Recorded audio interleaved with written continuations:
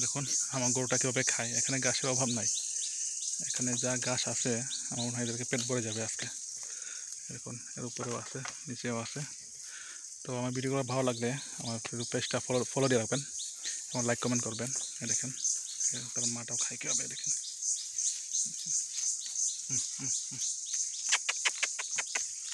দেখেন এই যে নিচের গাছ, দেখেন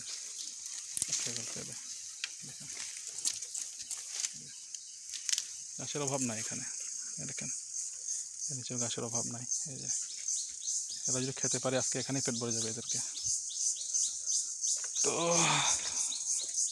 দেখুন এই যে এখানে এখানে সুপারি চারা হয়েছে আর কি আমার ভাইয়ের। এই দেখেন এই যে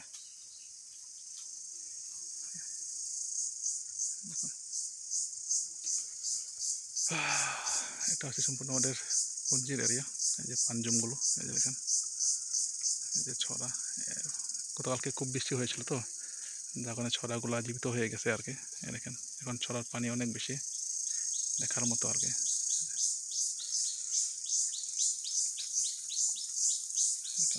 দেখেন কিন্তু অনেক হবে আর কি। এই যে